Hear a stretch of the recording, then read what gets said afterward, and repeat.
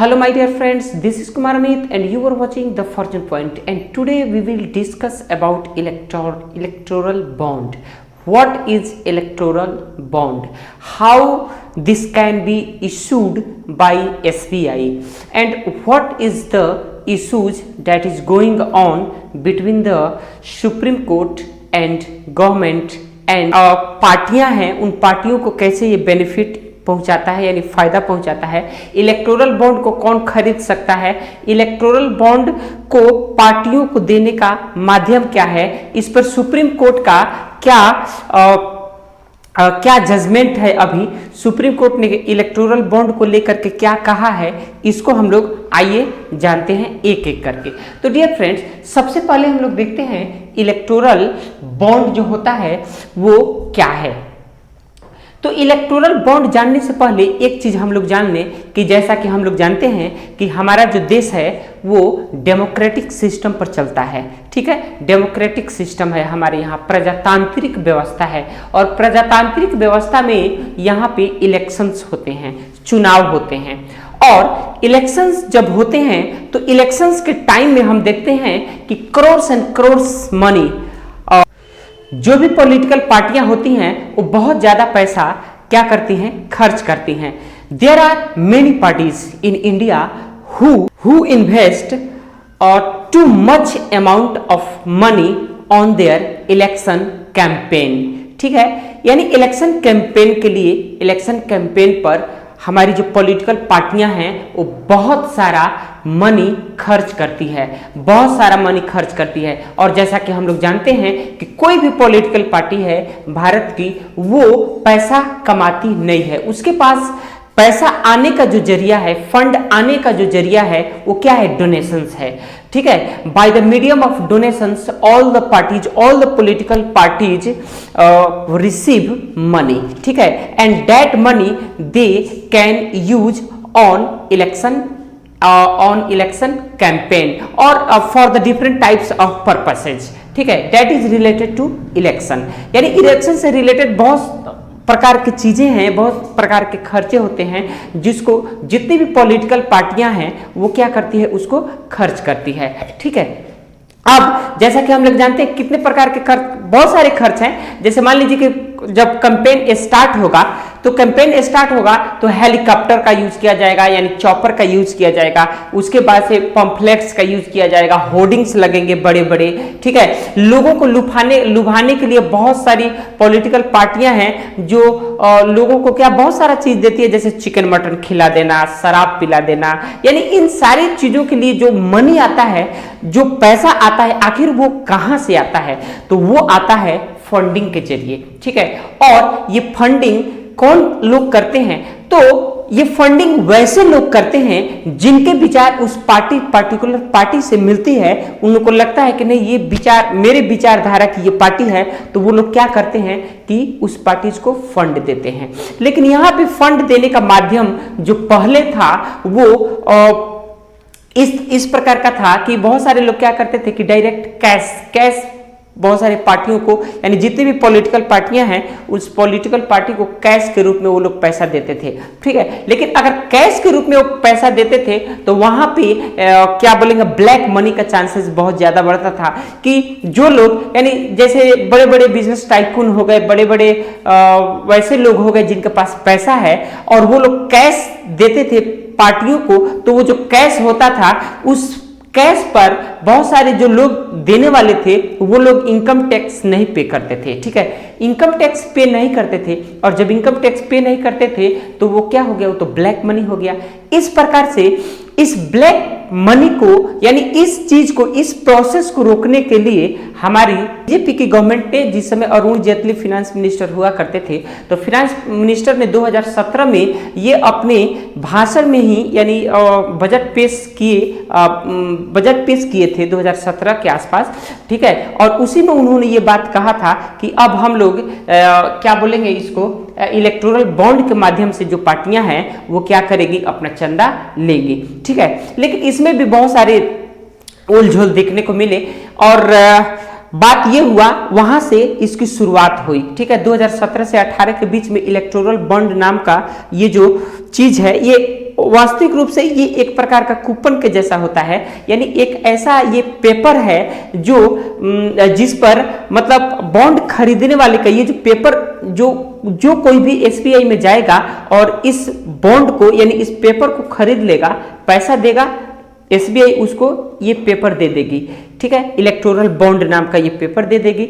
और ये पेपर वो जिस भी पॉलिटिकल पार्टी को देगा और वो पॉलिटिकल पार्टी फिर इस इलेक्टोरल बॉन्ड को यानी इस पेपर को एसबीआई में जमा करेगी, तो एसबीआई उसके अकाउंट में उस पर जितने मनी का वो इलेक्टोरल बॉन्ड खरीदा हुआ होगा उतना मनी उसके अकाउंट पे ट्रांसफर कर देगी, ठीक है।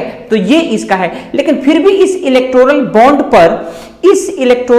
पर खरीदने वाले का नाम, पता, एड्रेस कुछ नहीं है, यानी उसको हाइड करके रखा गया है। लेकिन जो व्यक्ति इस इलेक्टोरल बॉन्ड को एसबीआई से खरीदता है उसका टोटल डेटा एसबीआई के पास रहता है। फिर एसबीआई उस बॉन्ड को जिस पार्टी को देती है उस पार्टी का डेटा उसके पास रहता है, ठीक है। तो ये चीज है। अब आइए देखते हैं कि इलेक्टोरल बॉन्ड के बारे में कुछ और भी देखते हैं। यहां पे जो लिखा हुआ है इसके हिसाब से देखिए, अब इसमें क्या करना है कि ये जो इंग्लिश में लिखा हुआ है इसका हम लोग हिंदी करेंगे इसी माध्यम से, क्योंकि ये जो टॉपिक है ये थोड़ा सा बर्निंग टॉपिक है, इसलिए मैंने इसको आज लिया है और इसी का हम लोग क्या करेंगे, हिंदी करेंगे। बिकॉज हम लोग का पर्पस क्या है कि नॉलेज के साथ साथ हम लोगों को इंग्लिश टू हिंदी करना सीखना है। तो इस तरह से इसमें और हम लोग देखते हैं थोड़ा क्या है ये, ठीक है। तो देखिए, introduced in 2017 electoral bond allowed individual and corporate groups to donate unlimited amount of money to any political parties। अब देखिए, ये जो है ये इंट्रोड्यूस होता है, अस्तित्व में आता है कब, तो 2017 में, ठीक है। ये अस्तित्व में कब आता है, 2017 में, ठीक है। इलेक्टोरल बॉन्ड जो होता है, इलेक्टोरल बॉन्ड अलाउ करता है, ठीक है, किसी भी खास इंडिविजुअल को, कोई भी इंडिविजुअल है उस इंडिविजुअल को ये अलाउ करता है, ठीक है, इंडिविजुअल को या कोई भी कॉरपोरेट ग्रुप है। कॉरपोरेट ग्रुप मतलब बिजनेसमैन जो भी हैं, उस बिजनेसमैन को यानी बिजनेस से जुड़े हुए लोगों को ये अलाउ करता है ये डोनेट करने के लिए। क्या चीज, तो डोनेट कर सकते हैं, ठीक है। क्या कर सकते हैं, डोनेट कर सकते हैं अनलिमिटेड, इसका कोई लिमिटेशन नहीं है, अनलिमिटेड अमाउंट ऑफ मनी किसी भी पॉलिटिकल पार्टी को, ठीक है। ये अनलिमिटेड अमाउंट जो है वो इलेक्टोरल बॉन्ड के माध्यम से वो दे सकते हैं, ठीक है। और कौन कौन दे सकते हैं, तो कोई भी व्यक्ति दे सकता है या कोई भी कॉरपोरेट ग्रुप जो है वो दे सकता है। जैसे 5 कंपनियों ने मिल करके इलेक्टोरल बॉन्ड खरीद लिया और उस इलेक्टोरल बॉन्ड को किसी पार्टी को ट्रांसफर कर दिया यानी दे दिया। वो पार्टी गई एसबीआई लेकर के उस इलेक्टोरल बॉन्ड को और वहां से उसको कैश उसके कहां चला गया, यानी कैश उसके अकाउंट पर सीधा ट्रांसफर हो गया। तो इस तरह से अब देखिए, इलेक्टोरल बॉन्ड्स के अंतर्गत ये इलेक्टोरल बॉन्ड्स स्कीम के अंतर्गत है, ठीक है। अब वर परचेज्ड बाय डोनर्स, जो इंसान देने वाला है, जो बॉन्ड किसी को देने वाला है, उसी देने वाला जो इंसान है वो इलेक्टोरल बॉन्ड को खरीदता है। किस स्कीम के तहत खरीदता है, तो देखिए द इलेक्टोरल बॉन्ड्स स्कीम के तहत खरीदता है। ये स्कीम 2018 यानी 17 से 18 के बीच में ये आई थी, ठीक है। इन फिक्स्ड डिनोमिनेशन, अब डिनोमिनेशन यहां कहने का मतलब क्या है, तो देखिए डिनोमिनेशन कहने का मतलब है कि वो जो बॉन्ड का जो मतलब जो प्राइस एक तरह से कह सकते हैं कि वो जो बॉन्ड है वो कितने का आएगा। तो वो जो बॉन्ड है वो 1000, 10,000, 1 लाख, 1 करोड़, इस तरह के रेंजेज में वो बॉन्ड है, ठीक है। कोई 1000 का बॉन्ड खरीद सकता है, कोई 10 लाख का अगर बॉन्ड खरीदना है तो 10 बॉन्ड खरीद लिया 1 लाख का, ठीक है। तो इस तरह से ये बॉन्ड का डिनोमिनेशन यहाँ पे किया गया है, ठीक है। और ये डिनोमिनेशन किसने किया है, तो देखिए फ्रॉम एसबीआई एसबीआई के माध्यम से ये डिनोमिनेशन किया गया है and handed over to any, और ये व्यक्ति, ये जो चीज है ये किसी को भी हैंड ओवर किया जा सकता है, यानी दिया जा सकता है। Handed over to any political party, किसी भी पॉलिटिकल पार्टी को हैंड ओवर किया जा सकता है। दैट कुड कैश देम, और वो व्यक्ति वो उसको कैश करा लेगा, एसबीआई में जाएगा और जाकर के क्या करा लेगा, कैश करा लेगा। ठीक है, तो देखिए इस तरह से। उसके बाद से आइए यहां पे देखते हैं द इंट्रोड्यूस्ड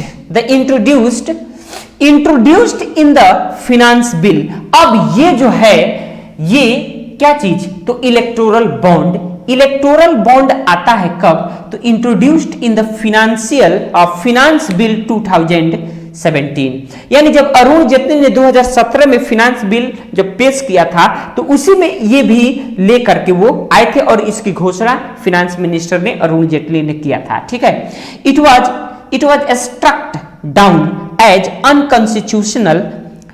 अब यहां पर देखिए क्या बोल रहा है कि it was struck down as unconstitutional by the supreme court on 15 February 2024। ठीक है, अब देखिए इसको समझते हैं। यह जो है किया गया, it was struck down unconstitutional, इसको असंवैधानिक करार दिया गया।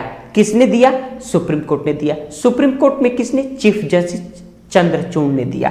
ठीक है, तो देखिए इट वाज स्ट्रक डाउन, इसको अनकॉन्स्टिट्यूशनल करार दिया गया सुप्रीम कोर्ट के द्वारा। कब, 15 फरवरी को 2024। ठीक है, अब देखिए election funding system which was in place for 7 years, ठीक है, was stopped with immediate effect, और इसको एकदम तत्काल प्रभाव से सुप्रीम कोर्ट ने इस पर रोक लगा दिया। तत्काल प्रभाव से सुप्रीम कोर्ट ने इस पर क्यों रोक लगा दिया? सुप्रीम कोर्ट का मानना है कि अगर लोग इलेक्टोरल बॉन्ड के माध्यम से पॉलिटिकल पार्टियों को अगर चंदा दे रहे हैं तो वो पब्लिकली आना चाहिए, यानी पब्लिक को जानना चाहिए, लोगों को, देश के लोगों को जानने का हक है।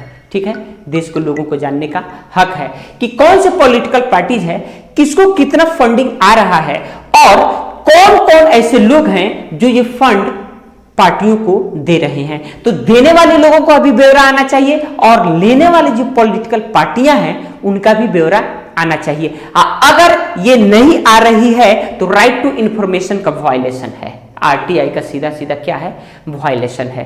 और इस वायलेशन को मद्देनजर रखते हुए क्या किया, हमारी सुप्रीम कोर्ट ने इस पर बैन लगा दिया तत्काल प्रभाव से, बोला कि इसको आप रोकिए, स्टॉप कीजिए इसको। ठीक है, बाय अ 5 जजेस बेंच, और सुप्रीम कोर्ट में कितने जजों का बेंच था ये, तो 5 जजों का बेंच था, जिसको हेड कर रहे थे, जिसके नेतृत्व कौन कर रहे थे, तो हमारे chief justice of India DY Chandrachud, chief justice of India DY Chandrachud इसको हेड कर रहे थे। ठीक है, और उन्हीं की बेंच ने इस फैसला को सुनाया। ठीक है, हु डायरेक्टेड द एसबीआई, और उन्होंने सीजेआई यानी डीवाई चंद्रचूड़ ने डायरेक्ट किया, निर्देश दिया, किसको निर्देश किया, एसबीआई को निर्देश दिया कि to stop issuing the bonds, political bonds को इशू करना आप बंद कीजिए। क्या कीजिए, आप बंद कीजिए। And called the scheme violative of RTI, और उन्होंने कहा कि ये जो स्कीम है ये आरटीआई को वायलेट कर रहा है, यानी आरटीआई के रूल्स रेगुलेशन को ये वायलेट कर रहा है, नहीं मान रहा है। That's why this is unconstitutional, और इसलिए अनकॉन्स्टिट्यूशनल करार देते हुए डीवाई चंद्रचूड़ ने इसको तत्काल प्रभाव से, इमीडिएट इफेक्ट से एसबीआई को बोला कि आप इसको जल्द से जल्द बंद कीजिए। ठीक है, और हमारे इलेक्शन कमीशन को भी यह आदेश दिया कि आप जल्द से जल्द डेटा को सार्वजनिक कीजिए कि लोग इसके बारे में जानें। ठीक है, ये जो चीज है ये बहुत ही इंपॉर्टेंट चीज है, क्योंकि देखिए अगर हम देखते हैं कि ये जो इलेक्टोरल बॉन्ड्स है ये पॉलिटिकल पार्टियों को कैसे फायदे पहुंचाते हैं, तो देखिए बीजेपी टिल मार्च, एक डेटा है कि बीजेपी ने मार्च तक 2023 यानी 2023 के मार्च तक इसको देखिए कितने इलेक्टोरल बॉन्ड्स के माध्यम से मनी अर्जित हुए हैं, यानी इनके पास चंदा आया है। तो 6566.11 करोड़ बीजेपी को मिला है। दूसरे नंबर पर हमारी कांग्रेस पार्टी है। देखिए कांग्रेस पार्टी को 1123.29 करोड़ से रुपया यानी इसको मिला हुआ है। ठीक है, तो इतने और जितने भी पॉलिटिकल पार्टियां हैं सभी पॉलिटिकल पार्टियों को ये चीज, टीएमसी को भी मिला हुआ है, कांग्रेस को मिला हुआ है, बीजेपी को मिला हुआ है। ठीक है, और जो भी राष्ट्रीय लेवल की जो पार्टियां हैं, वो मान लीजिए कि राष्ट्रीय लेवल की जो भी पार्टियां हैं और स्टेट में भी पार्टियां हैं, ठीक है, रीजनल पार्टियां भी हैं, रीजनल पार्टियों को भी ये जो चंदे होते हैं इलेक्टोरल बॉन्ड के माध्यम से आते हैं। ठीक है, और नेशनल पार्टियों को भी आते हैं।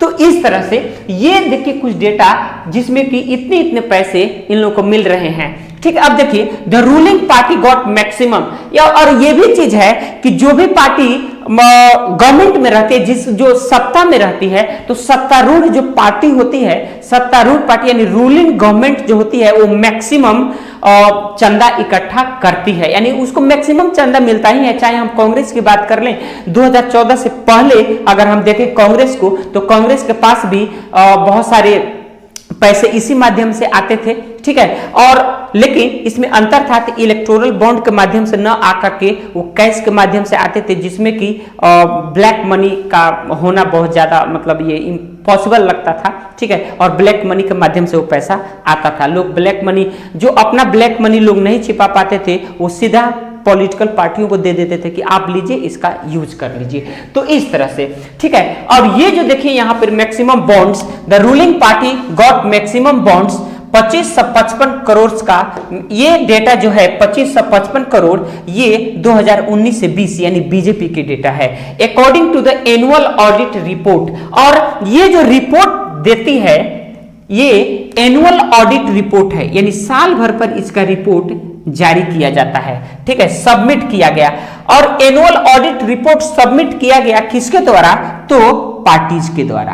किसके द्वारा? पार्टीज के द्वारा, which have been made public, और जो कि मेड यानी जो कि पब्लिक को बताया गया, जो कि पब्लिक किया गया। ठीक है, पब्लिक किया गया यानी लोगों को बताया गया। किसके द्वारा? तो इलेक्शन कमीशन के द्वारा। ठीक है, इलेक्शन कमीशन ने ये चीज बताया।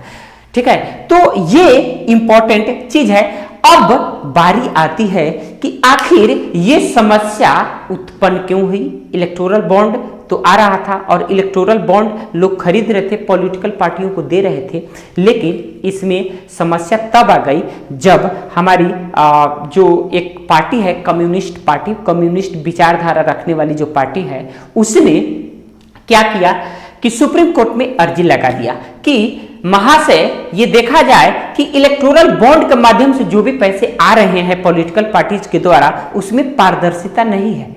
क्योंकि कौन दे रहा, कौन पॉलिटिकल बॉन्ड खरीद रहा है, किसको दे रहा है, इसका कोई भी साफ सुथरा जो डेटा है वो पब्लिक में नहीं है, पब्लिक उसको नहीं जान पा रही है। ठीक है, तो ऐसा किया जाए कि इसको सार्वजनिक किया जाए कि कौन पॉलिटिकल बॉन्ड खरीद रहा है और कौन किस पार्टी को वो दे रहा है। ये डेटा जो है इसको सार्वजनिक किया जाए। ठीक है, इसमें इस पर सुप्रीम कोर्ट ने विचार किया और ये फैसला अपना सुनाया। एक और चीज है, एडीआर नाम की एक एसोसिएशन है, एडीआर यानी association for democratic reform, association for democratic reform. ये एक एसोसिएशन है जो डेमोक्रेटिक रिफॉर्म के लिए काम करती है। ठीक है, यानी डेमोक्रेटिक हमारा सिस्टम है, इस डेमोक्रेटिक सिस्टम में सब चीज पारदर्शी हो, सब चीज अच्छे तरीका से हो, सब चीज जेन्युइन तरीका से हो, इस बात पर एडीआर काम करती है। और इन्हीं लोगों के द्वारा इस बात को उछाला गया और सुप्रीम कोर्ट तक पहुंचाया गया, और सुप्रीम कोर्ट ने इस चीज को बहुत ही एक कहेंगे तो कंसीडरेबल वे में लिया, यानी इस पर कंसीडर किया, इस पर विचार किया और उसने इस फैसले को सुनाया। ठीक है, तो ये बहुत ही इंपॉर्टेंट। अगर इलेक्टोरल बॉन्ड की वैलिडिटी की हम बात कर लें तो जो ये इलेक्टोरल बॉन्ड है इसकी वैलिडिटी मात्र 15 दिन की होती है, यानी 15 दिन में अगर पॉलिटिकल पार्टीज ने इस पैसे को यूज नहीं किया, खर्च नहीं किया, तो ये बाय डिफॉल्ट ये कहां चला जाएगा, तो पीएम केयर फंड में ये पैसा चला जाएगा, ठीक है। और पीएम केयर फंड में भी ये पैसा जाता है तो ये पता नहीं चलता है कि ये किसका पैसा है पीएम केयर फंड में जाने के बावजूद भी। तो ये इसका इंपॉर्टेंट है। End of the video I would like to say that दुनिया में कहीं भी रहिए अपने पर्सनालिटी को इस प्रकार से निखारिए कि लोग आपके साथ सम्मानित और सुरक्षित महसूस करें। Thank you, God bless you all.